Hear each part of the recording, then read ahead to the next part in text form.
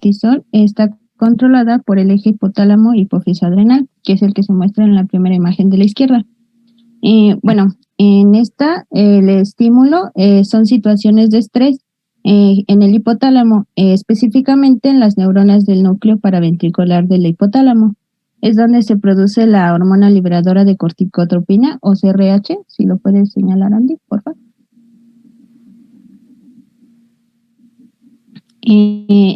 Esto se produce como respuesta al estrés fisiológico o físico. La hormona liberadora de corticotropina estimula la hipófisis e induce la producción y secreción de hormona adrenocorticotrópica o ACTH. Esta llega a la zona de las glándulas adrenales, específicamente en la zona fascicular, y estimula la producción de cortisol. A su vez, el cortisol actúa sobre el hipotálamo y la hipófisis mediante una retroalimentación negativa para que disminuya la síntesis de la hormona liberadora de corticotropina y a su vez se disminuya la síntesis de la hormona liberadora de la hormona adrenocorticotrópica. Bueno, también los opioides, el cortisol y la somatostatina inhiben la liberación de cortisol.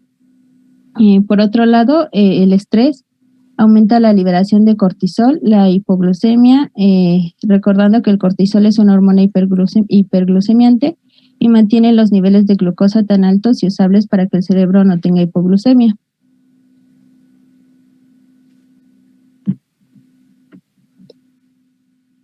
El eje hipotálamo-hipófisis adrenal, que es el que acabamos de escuchar, presenta un ritmo circadiano con una actividad máxima a las 7 horas, aquí podemos ver, y una mínima a las 8 horas, bueno, a las 8 de la tarde.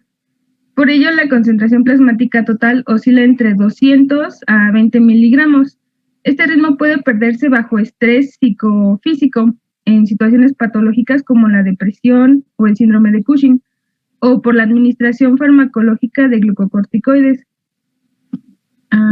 Por otro lado, una vez que el cortisol es secretado por la glándula adrenal, como vimos, puede encontrarse de 3 maneras, ya sea unido a la proteína de cortisol, GBP, conocida como globulina transportadora, o en forma libre, el cual es su forma biodisponible, o también puede estar unido a albúmina.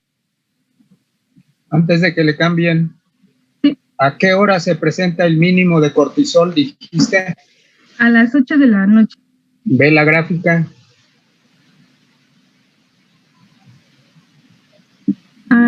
Sí, aquí está, más o menos, entre las 10 más o menos, y ya a las 7 es donde se tiene el máximo de cortisol. Sí, del 7 de la mañana, pero el mínimo es alrededor de las 12 de la noche. Okay.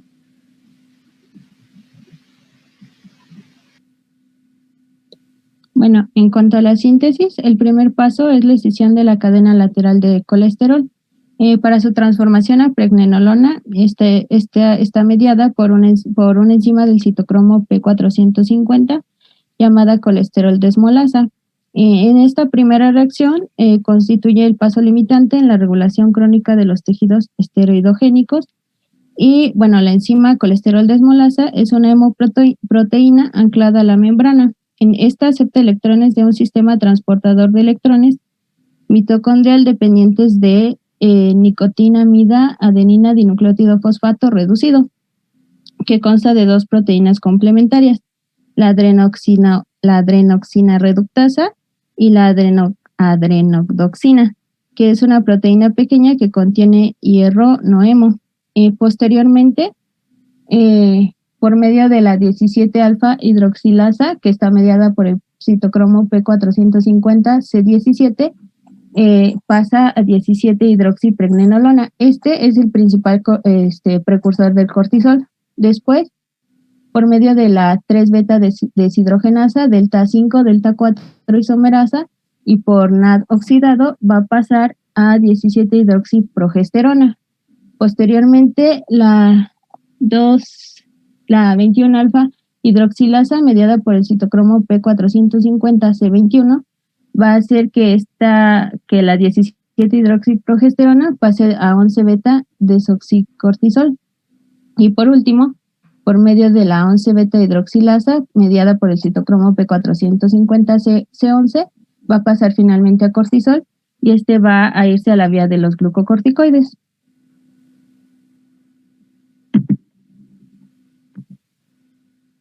Ok, ahora les platicaremos sobre el mecanismo de acción del cortisol. Los glucocorticoides, o como es el cortisol, se unen a los receptores intracelulares que comparten una homología del 57% en el dominio de unión a ligando y 94% en la homología de unión a DNA. El cortisol se une a los receptores, ya sea glucocorticoides o mineralocorticoides. Es afín a ambos receptores. Esta falta de especificidad se regula con la 11-beta-HDS2 o 11-hidroxiesteroide deshidrogenasa de tipo 2 en las células efectoras de los mineralocorticoides. Esto hace que el cortisol se convierta a cortisona, que es una molécula menos activa que el cortisol. Una vez que los glucocorticoides se unen a su receptor, los receptores se dimerizan antes de unirse a los elementos de respuesta a glucocorticoides o mineralocorticoides. En el núcleo, esto sucede en el núcleo, con lo que se modula ya sea incrementando o disminuyendo la transcripción de genes específicos. Esto para la formación de enzimas, las cuales son las que van a generar el efecto del cortisol o de los glucocorticoides.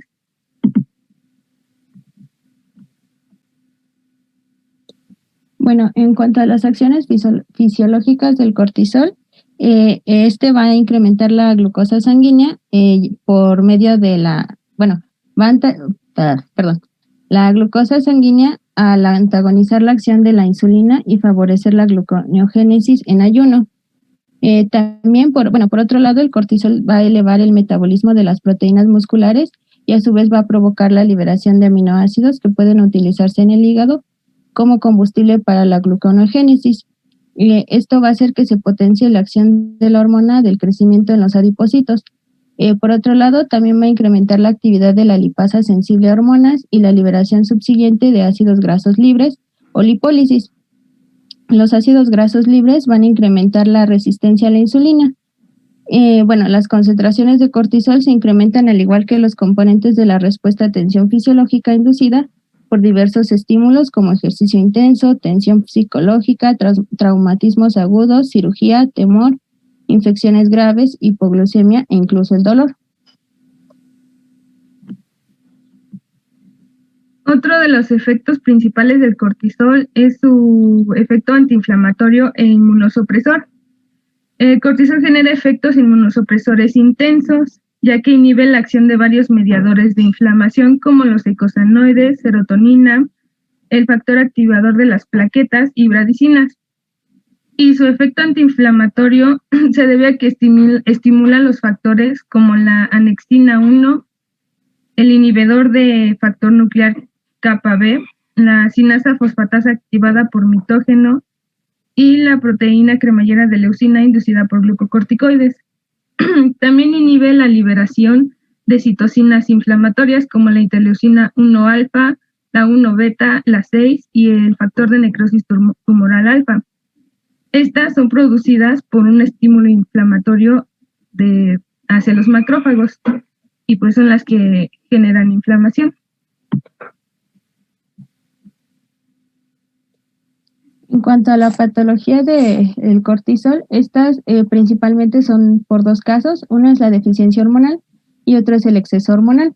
Dentro de la deficiencia hormonal tenemos dos, que son la insuficiencia suprarrenal primaria, que a su vez va a generar la enfermedad de Addison, y por otro lado tenemos la insuficiencia suprarrenal secundaria.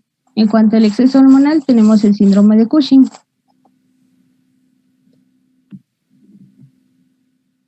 Okay. La enfermedad de Addison.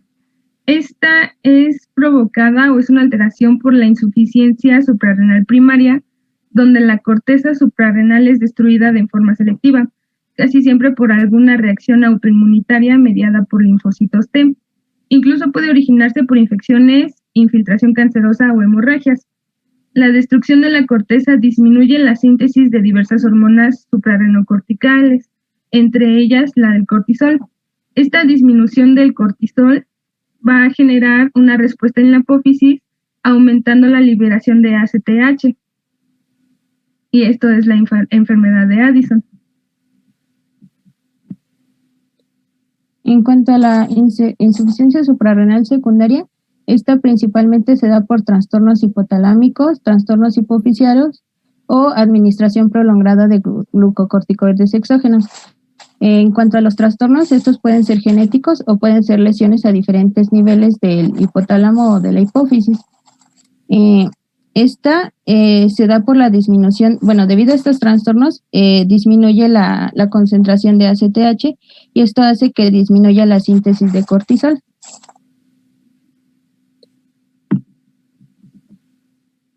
Los pacientes con insuficiencia suprarrenal suelen experimentar fatiga, pérdida del apetito y del peso, mareo en posición erecta y náuseas.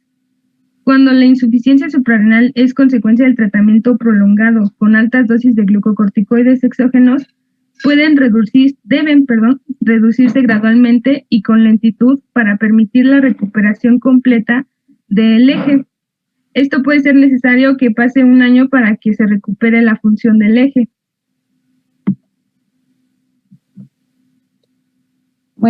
Como ya habíamos visto, en cuanto a la patología por exceso de hormonas, está el síndrome de Cushing. Este puede ser causado por adenomas hipofisiarios secretores de ACTH. Un adenoma es un tumor benigno en la glándula pituitaria. También puede ser por la secreción ectópica de ACTH. Esto quiere decir que es un exceso de secreción de ACTH por un tumor no hipofisiario benigno o maligno. Y por tumores secretores de cortisol o por una causa iatrogénica. Esto quiere decir que es por la administración de glucocorticoides exógenos. Dentro de las manifestaciones clínicas de este síndrome son consecuencia de la estimulación crónica y excesiva de los órganos efectores por glucocorticoides endógenos o exógenos, como ya se los había comentado. Y las características de este síndrome es que puede incluir obesidad centrípeta y hipertensión, miopatía proximal de las extremidades. Esto es una enfermedad muscular que ocurre cuando el sistema inmune ataca los músculos y se da una inflamación indebida. También por diabetes mellitus y osteoporosis. Esto refleja la amplificación de las acciones fisiológicas normales de los glucocorticoides en diversos tejidos efectores. En el caso de este síndrome, la activación de los receptores de mineralocorticoides está mediada por cortisol e incrementa el volumen circulante, hipertensión e hipopotasemia, que es que los niveles de calcio en la sangre están disminuidos.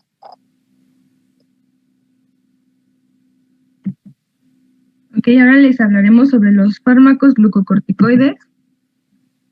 Son estos los diferentes fármacos glucocorticoides que podemos encontrar.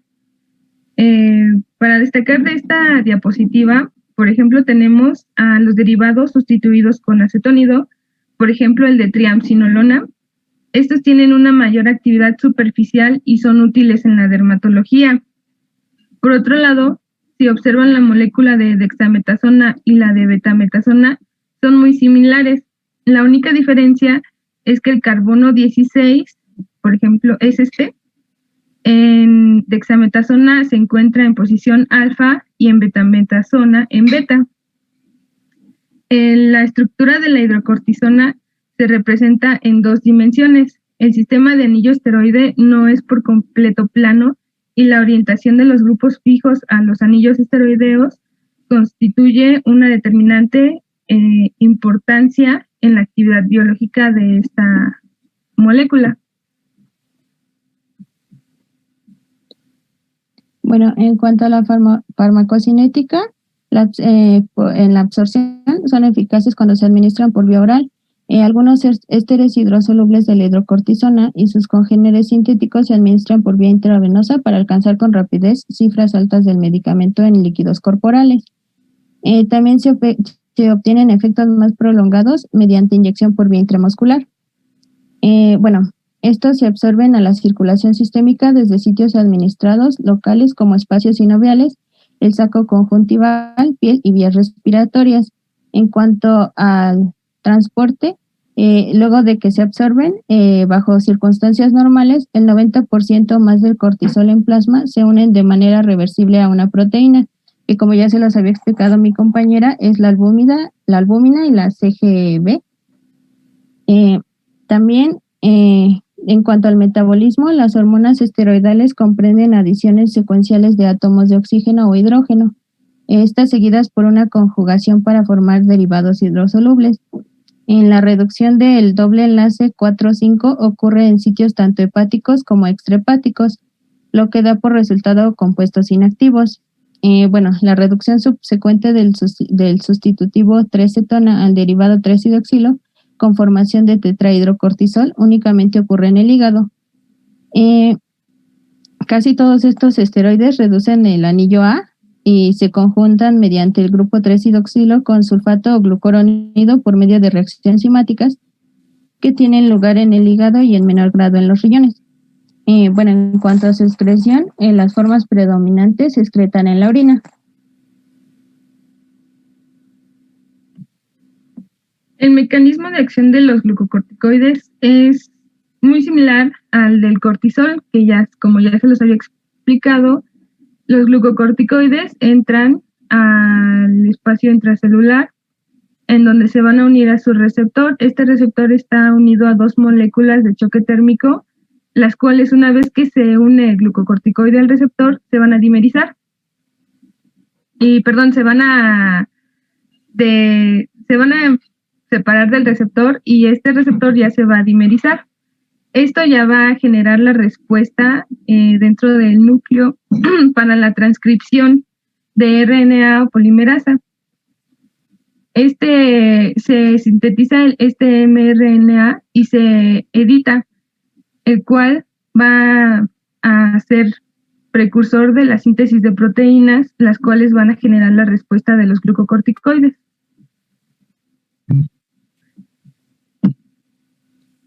En cuanto a su función, como ya lo había mencionado antes, como la mayoría de estos fármacos tienen una estructura similar al cortisol, pues van a provocar efectos similares.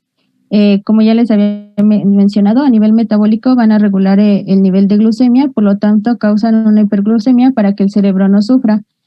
Esto hace que haya gluconeogénesis, glucogenólisis e inhiben la gluconeogénesis. Y hay una resistencia de la glucemia periférica y aumenta el apetito en pacientes. Por el lado de... A ver, no inhiben la gluconeogénesis, ¿eh? Ok. A ver qué hacen.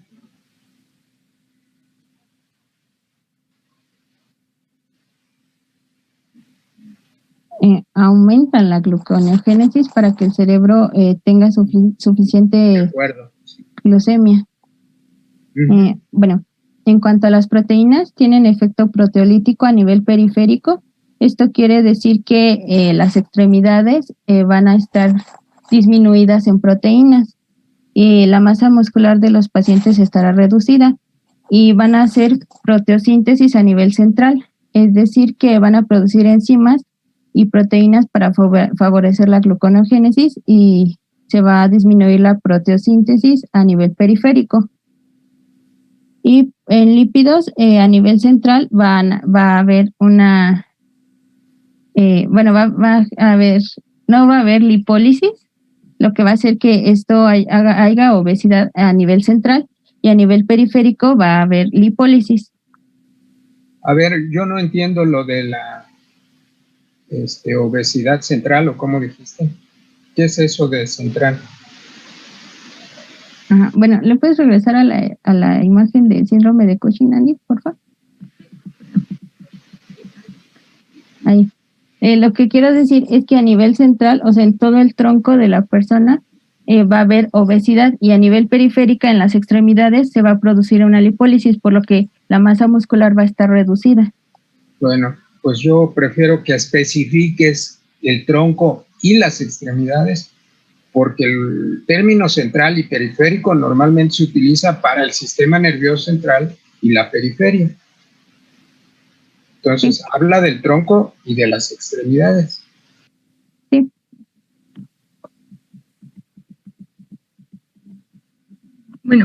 Ahora su acción antiinflamatoria inmunosupresora de los glucocorticoides. Aquí podemos observar en la imagen, aquí están los glucocorticoides.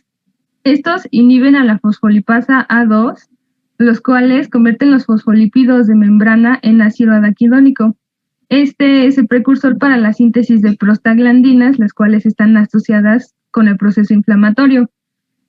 Por otro lado, también el ácido araquidónico está relacionado con la síntesis de leucotrienos, las cuales están relacionadas al proceso alérgico. ¿Cómo inhibe a la fosfolipasa A2?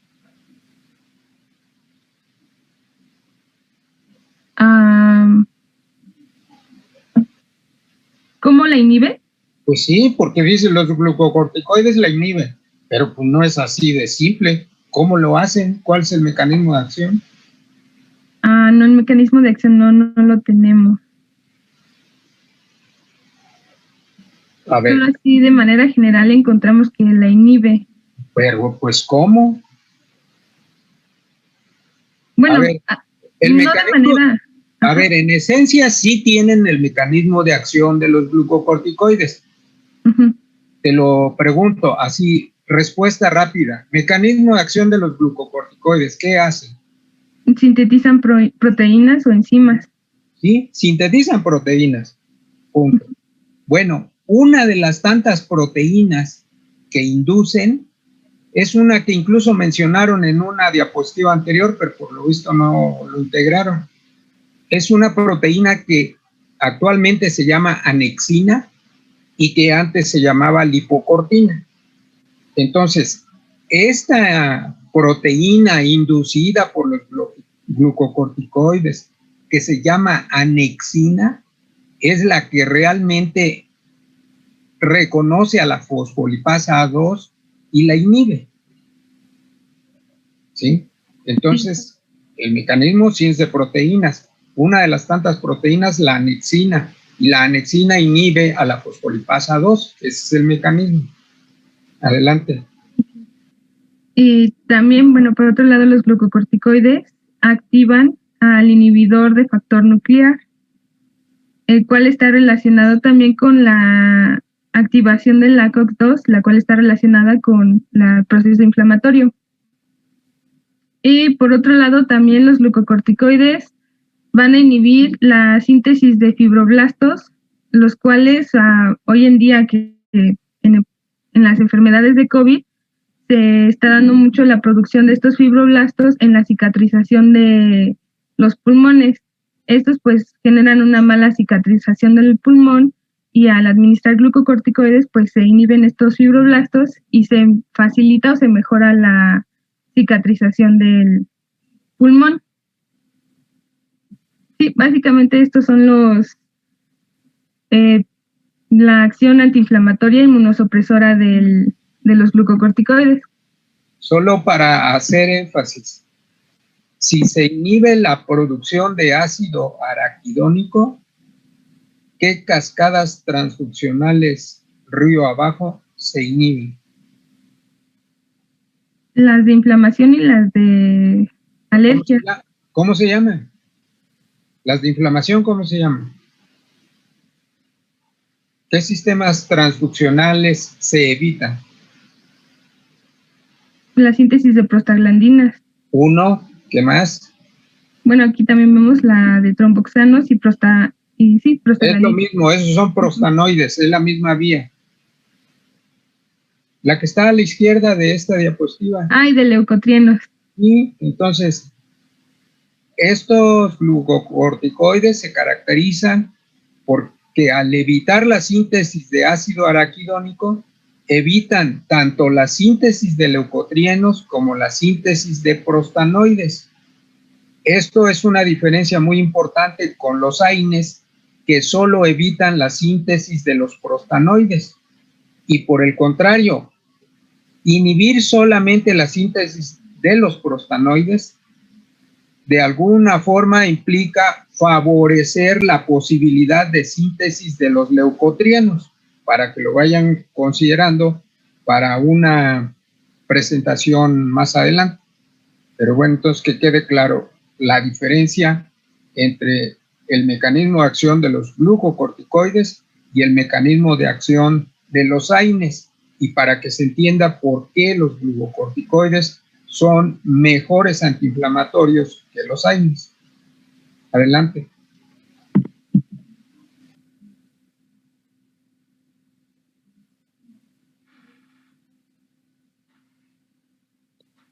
Bueno, en esta tabla es como un pequeño resumen de todos los efectos que tienen sobre los componentes de las reacciones inflamatorias e inmunitarias.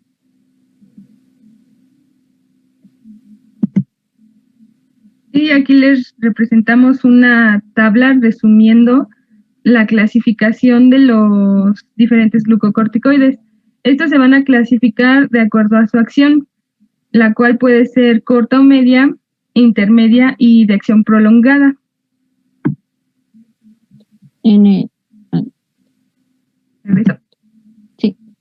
Bueno, en el primer grupo tenemos a la hidrocortisona y esta se utiliza en procesos agudos y urgentes o en crisis de anafilaxia, que estos son, en broncoespasmos, insuficiencia renal aguda, shock, rechazo de trasplante como mixedematoso, cardiovascular, mantienen función cardiovascular y glicemia, y también tenemos a la cortisona y otros más. A ver, regresa, por favor. Miren, aquí tienen información muy importante de los glucocorticoides. ¿No les llamó la atención, por ejemplo, en glucocorticoides de acción prolongada, la betametasona y la dexametasona?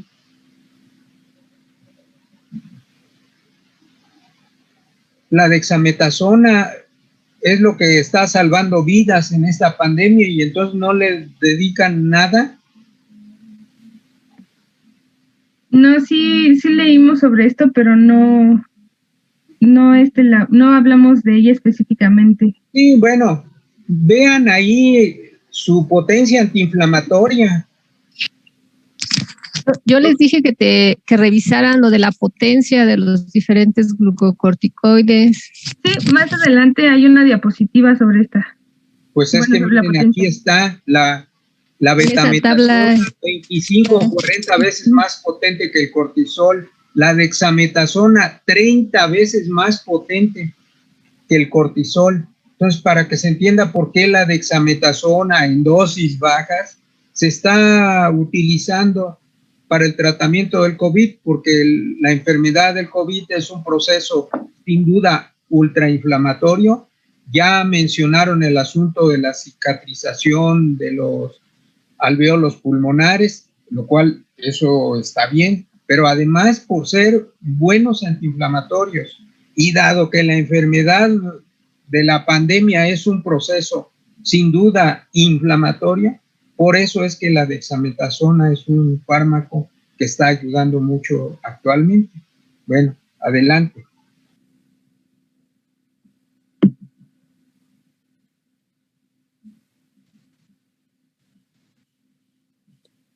Bueno, en cuanto a las interacciones farmacológicas, la hidrocortisona se administra por vía oral o parenteral en dosis de 200 miligramos. Por otro lado, la cortisona también se administra por vía oral en dosis de 25 miligramos y estas están indicadas para crisis anafilácticas, que es cuando, se usan para limitar la respuesta alérgica en broncoespasmos. Los fármacos de primera elección son los beta-2 agonistas, que producen relajación, pero también se pueden administrar o se llegan a administrar glucocorticoides para disminuir la inflamación de los bronquios. También para insuficiencia suprarrenal aguda aumentan la concentración de cortisol. Para rechazo agudo de trasplantes por su efecto inmunosupresor. Para el coma mixedematoso, que es el hipotiroidismo, en este aumenta la función cardiovascular y la glicemia. Para artritis, que en este por su acción antiinflamatoria, y para edema cerebral por la acumulación de líquido en los espacios intracelulares o extracelulares del cerebro, disminuye la permeabilidad de la barrera hematoencefálica y estabilizan la lesión.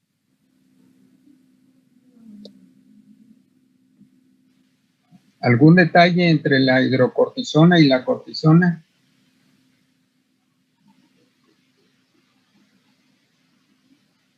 Bueno, solo encontramos que, por ejemplo, la cortisona, pues la diferencia es que esta se administra por vía oral y la dosis de administración son bajas. Y la hidrocortisona para ejercer sus efectos se necesita en dosis altas. A ver, ¿no leyeron que la cortisona es propia de los roedores y la hidrocortisona de los humanos? No, eso sí no leímos. Bueno, adelante. Bueno, por otro lado tenemos a los glucocorticoides de acción intermedia, en los cuales vamos a encontrar la prednisolona, deflazacort, prednisona y triamcinolona. Estos están indicados para estas enfermedades reumáticas por su efecto antiinflamatorio, la enfermedad de Addison para aumentar los glucocorticoides, enfermedades bronquiales y de posttrasplante por su efecto inmunosupresor y enfermedades de riñón y oftálmicas. La metilprednisolona, esta es indicada para las mismas afecciones que la hidrocortisona.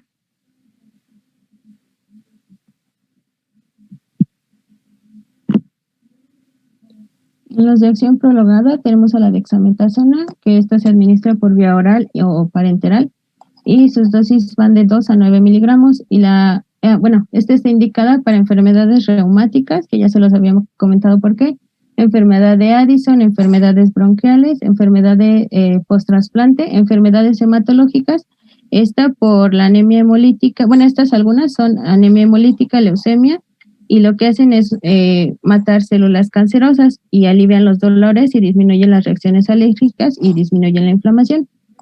También está indicado para colitis ulcerosa porque por su efecto antiinflamatorio, la colitis algún tipo de colitis es la hepatitis, que es la inflamación del hígado, y también están indicados para la maduración pulmonar. Aquí van a favorecer que el pulmón madure de un feto. Esto es para personas embarazadas, que favorecen que el pulmón del feto madure, y también está indicado para dermatitis por su efecto inmunosupresor, para edema cerebral, que ya se los comento por qué, y para enfermedades del riñón. En cuanto a la betametasona, esta se administra por vía parenteral y tópica, y sus dosis van de 5 a 7.5 miligramos, y está indicado para enfermedades bronquiales, hematológicas, maduración pulmonar y enfermedades de riñón. Sí, y aquí tenemos la potencia de los fármacos. La hidrocortisona, por ser la que encontramos de manera endógena, tiene una potencia relativa a 1. A diferencia de esta, la prednisolona es 4 o 5 veces más potente, la metilprednisolona de 5 a 6, y la más potente que encontramos es la dexametasona, con 18 veces más potente que la hidrocortisona. Estos fármacos de acción corta tienen una semivida en los tejidos menor de 12 horas y los de acción prolongada una semivida mayor a 48 horas. Pues es contradictorio la potencia que dice en esta tabla con la que estaba en la tabla anterior. ¿A cuál le creemos?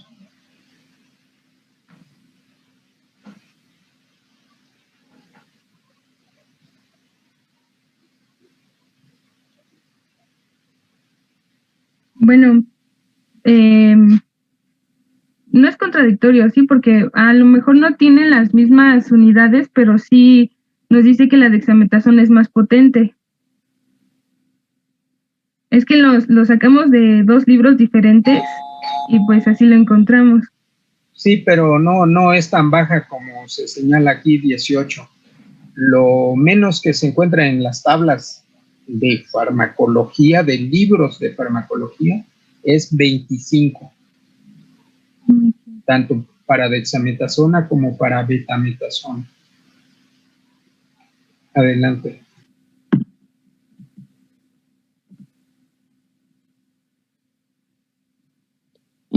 Por otro lado, tenemos que la diferencia entre los AINES y los glucocorticoides es que los AINES bloquean la enzima ciclooxigenasa y inhiben la liberación de prostaglandinas. Por otro lado, los glucocorticoides son más potentes antiinflamatorios, son de acción rápida, tienen mejor absorción por su carácter lipofílico y bloquean la fosfolipasa 2. Sin embargo, estos tienen la desventaja de que actúan en diferentes sitios, lo que hace que sean pues más tóxicos o que generen más efectos adversos en comparación con los AINES. Más que en más sitios, actúan en más, alterando un mayor número de funciones.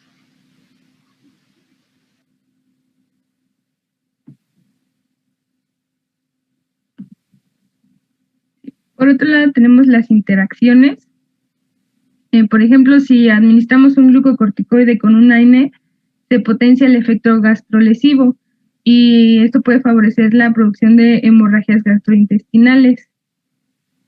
Si administramos también un glucocorticoide con un antihipertensivo, se disminuye su efecto porque los glucocorticoides tienen un efecto mineralocorticoide, o sea que regulan los líquidos y electrolitos, por lo que aumentan la presión arterial. Y, por ejemplo, si administramos también con un antidiabético, pues se va a disminuir su efecto, ya que los glucocorticoides, como mencionamos antes, aumentan la glucemia. Y si administramos con un diurético, habrá mayor pérdida de potasio, lo que se traduce en hipocalemia.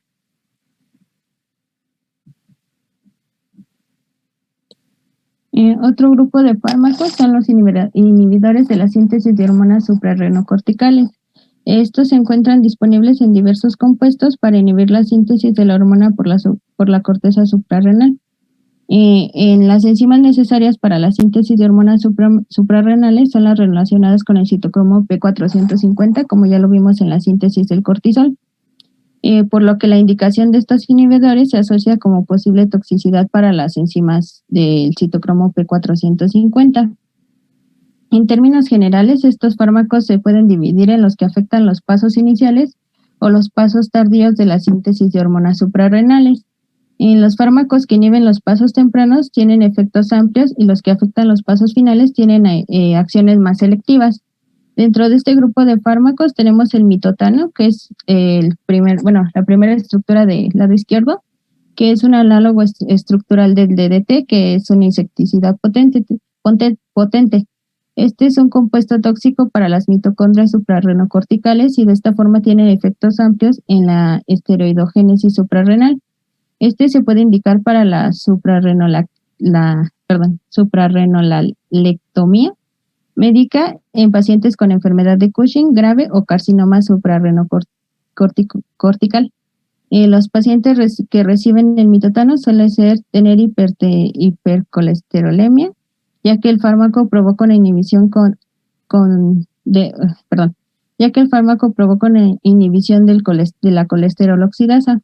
Por otro lado, tenemos el ketoconazol, que es un fármaco antimicótico que inhibe la función de las enzimas del citocromo P450, ya que estas enzimas median la síntesis de la hormona suprarrenal y gonadal, también pueden pertenecer a la familia del P450. Por lo tanto, las dosis elevadas del ketoconazol provocan supresión de la síntesis de estos órganos. Dichos fármacos inhiben principalmente la acción de la 1720 liasa, que es una enzima importante para la síntesis del cortisol. Las altas dosis de ketoconazol pueden inhibir la enzima de desdoblamiento lateral que convierte el colesterol a pregnenolona, y debido a esto se requiere la producción de pregnenolona para la síntesis de todas las hormonas suprarrenales. Y ya que inhibe la síntesis de hormonas suprarrenocorticales. Aquí también tenemos a la metirapona y el tirostano. Estos tienen efectos más selectivos en la síntesis de hormonas suprarrenales. La metirapona inhibe la 13-hidroxilasa de esteroides, lo que produce alteración en la síntesis de colesterol y aldosterona. Esta se ha prescrito para valorar la respuesta hipotalámica e hipofisaria de la disminución de las concentraciones circulantes de cortisol. En cambio, el tirostano es un inhibidor reversible de la 3-hidroxilasa corticosteroide deshidrogenasa. Este fármaco reduce la producción de cortisol en la corteza suprarrenal y se indica en el tratamiento de la enfermedad de Cushing en perros. Hasta el momento no se ha aprobado en la prescripción de este fármaco en seres humanos. Y también tenemos al antagonista de los receptores glucocorticoides, que es la mifepristona. Esta es un antagonista de los receptores de progesterona que se prescribe para inducir el aborto en etapas tempranas del embarazo.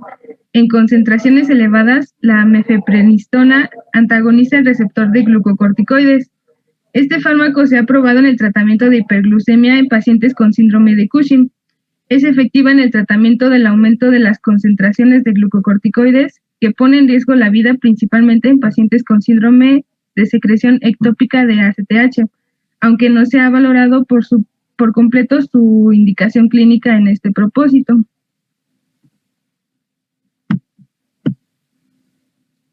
Bueno, en cuanto a los efectos adversos, las principales consecuencias conducen al cuadro clínico del síndrome de Cushing, que es el que ya les platicamos anteriormente. Otro es que el bloqueo del eje hipotálamo-hipófisis de la glándula suprarrenal. Esto es porque al empezar a administrar glucocorticoides, este eje deja de producir cortisol y depende solamente del que se está administrando. Es por ello que no se debe retirar de forma espontánea, sino gradualmente. Y otro es que produce insomnio o cambios en el comportamiento, porque cuando se usan por periodos cortos menores a 2 semanas, es poco común ver efectos adversos graves, incluso con dosis moderadamente graves. Sin embargo, el insomnio y los cambios de comportamiento se pueden llegar a presentar. También úlceras pépticas agudas, como ya se los había mencionado antes, o pancreatitis aguda, que es un efecto adverso, algo poco común, pero grave de los glucocorticoides en dosis altas. Estos se producen ya cuando son administrados por un tiempo prolongado. También inducen alcalosis o hipocalemia, que esto esto se lleva a cabo en el tubo colector, que facilita la absorción de sodio, excreción de iones de hidrógeno y de potasio. Y también puede llegar a producir psicosis en los pacientes con estados de alteración, de manía, depresión. Esto hace que esto empeora con la administración de glucocorticoides. También en pacientes que tienen glaucoma, esto puede empeorarlos o puede desencadenarlo. Y también puede causar miopatía, que es una debilidad o falta de movimiento por la pérdida de los músculos.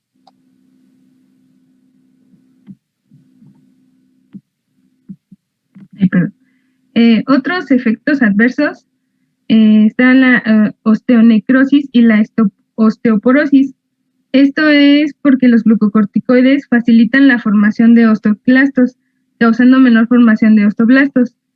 Esto se traduce en una menor absorción de sodio y produce apoptosis de osteoblastos y complican la función de la hormona de crecimiento. Por lo tanto, los glucocorticoides inhiben la formación de huesos de manera directa y el hueso se queda frágil y fácil de fracturar. Otros efectos son la obesidad, la limitación de crecimiento, lomo de búfalo, luna llena. Esto es por la retención de líquidos en la cara y por lipogénesis en el área del torso. También la limitación de crecimiento, diabetes, edema, insuficiencia cardíaca congestiva, debido a la recaptación del líquido. El corazón deja de hacer esfuerzo y manda a los pulmones. También se puede presentar hipertensión arterial por la retención de líquidos. Los pacientes con hipertensión pues empeora. Estrías, púrpura y patequinas, ya que se adelgaza la piel e inhiben los fibroblastos, por lo que la piel pierde elasticidad y se puede estriar y generar patequía. Y esto sería todo. ¿Generar qué dijiste? Petequias. Perdón, petequias. ¿Sí? Listo. ¿Dudas? ¿Comentarios?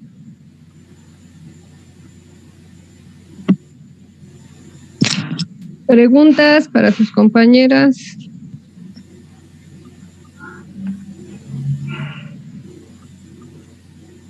Comentarios. A ver, sí hablaron de los usos del cortisol como terapia sustitutiva. No. Creo que lo mencionaron, pero no hablaron específicamente de eso.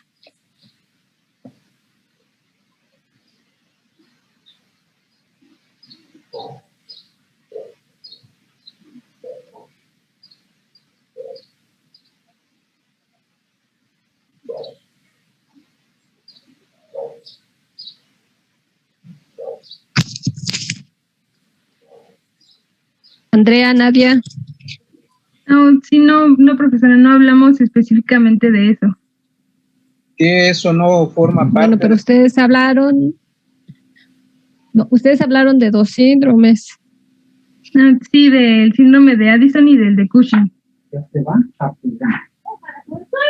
Y luego, ¿cómo se tratan esos síndromes? Bueno, por ejemplo,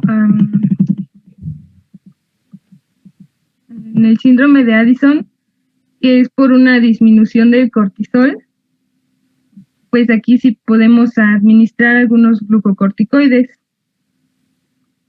Y sí mencionamos en algunos fármacos que son administrados para esta enfermedad. ¿Y la hiperplasia adrenal congénita?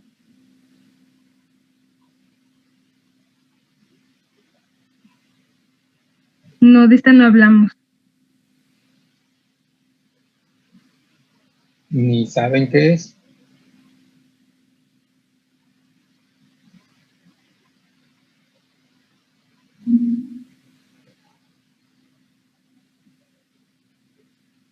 También ese es uno de los usos del cortisol.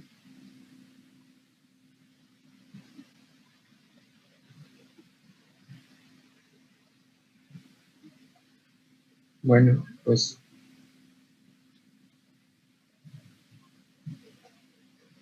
es todo por mi parte.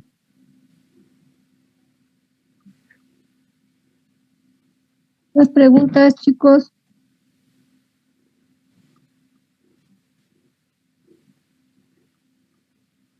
Yo sí tengo una. una. Atención, sí. A ver, Alexia.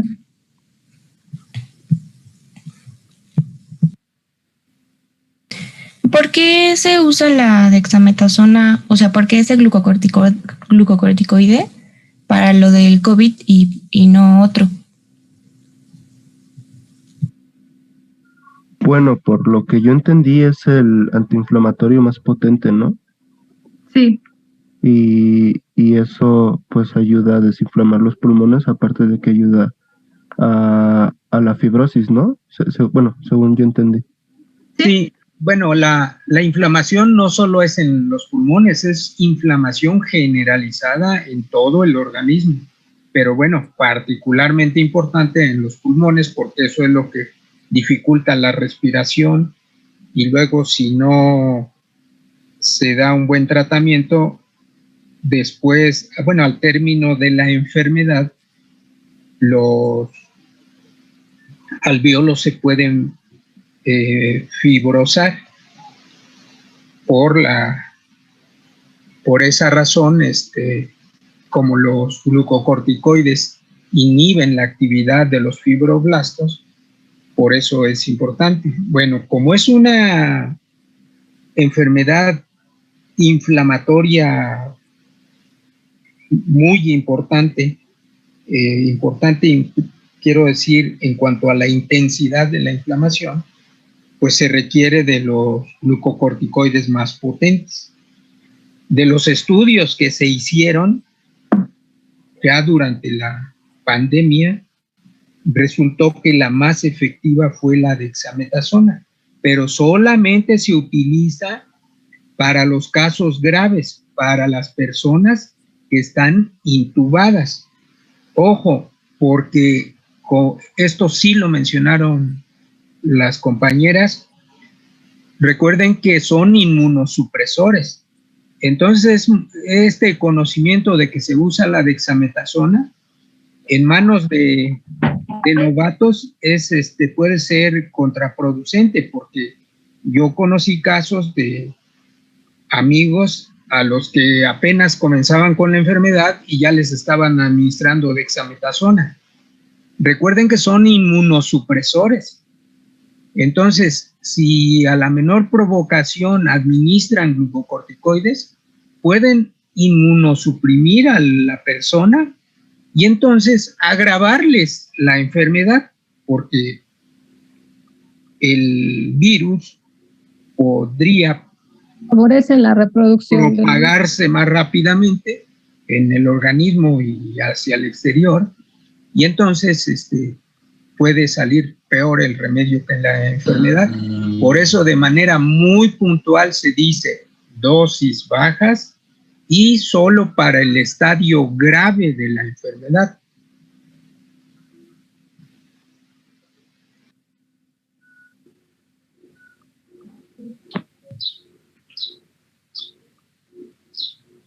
¿Sí quedó claro? Sí, gracias, profesores.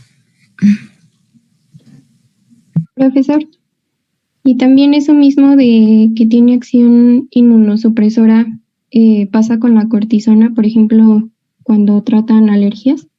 Sí, pasa con todos los glucocorticoides, con todos. Unos con mayor propensidad o proclividad, pues dependiendo de la potencia, pero teóricamente puede pasar con todos dependiendo de la dosis, de la susceptibilidad, del tiempo de tratamiento. Y lo otro que no, creo que o no lo mencionaron o lo mencionaron muy superficialmente, es el hecho de que uno de los riesgos mayores del uso de estos compuestos es la insuficiencia suprarrenal aguda. Porque si recuerdan, No, eso no lo mencionaron. Si recuerdan el eje hipotálamo-hipófisis, la elevación de cortisol suprime la actividad de la adenohipófisis y del hipotálamo. Entonces, si alguien está administrando exógenamente glucocorticoides, se va a detener la actividad del eje hipotálamo-hipófisis-corteza suprarrenal. Y entonces, si de pronto suspenden la administración exógena, el eje no está funcionando y entonces se presenta la insuficiencia suprarrenal aguda. Entonces, es de muchísimo cuidado el manejo de estos compuestos. Entonces, se podría decir que pues tienen como más desventajas que ventajas. Digamos que indicados. Muchos efectos.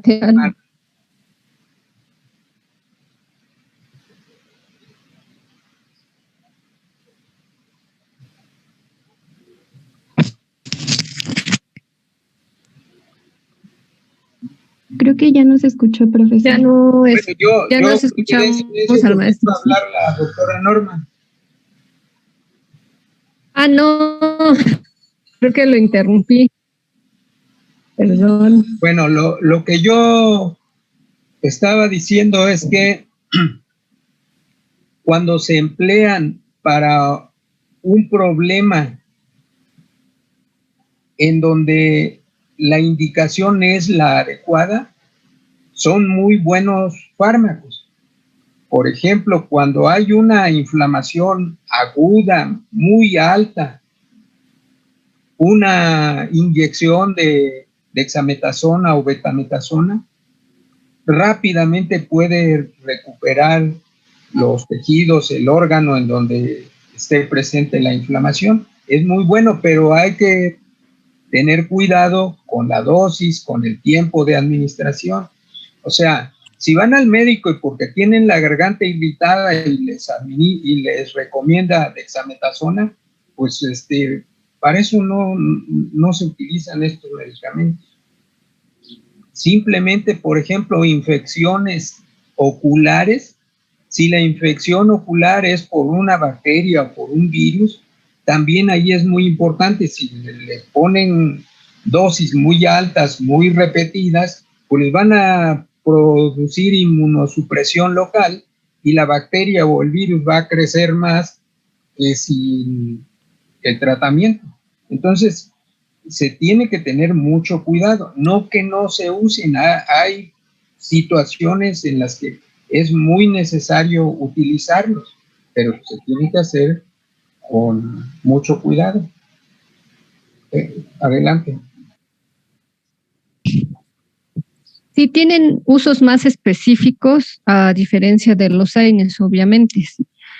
Uno por su potencia inflamatoria, o sea, algo que pueda tratarse con un AINE, obviamente se prefiere el AINE.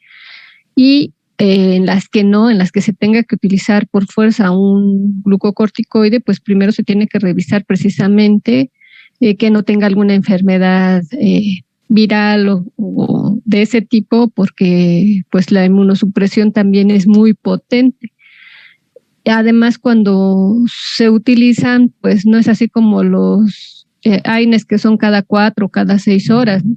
Esta es una sola inyección y además es por vía intramuscular, sobre todo la dexametasona, y se espera a ver que tenga respuesta. Si tiene respuesta, pues se continúa el tratamiento, y si no, no se continúa porque los efectos adversos pues sí son más complicados comparados con los AINES, ¿no? Y en este caso, bueno, también, como les dice el maestro, ver la integridad del paciente por las otras complicaciones que puedan tener.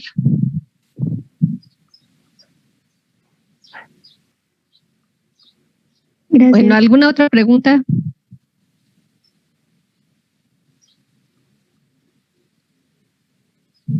¿Más preguntas, comentarios?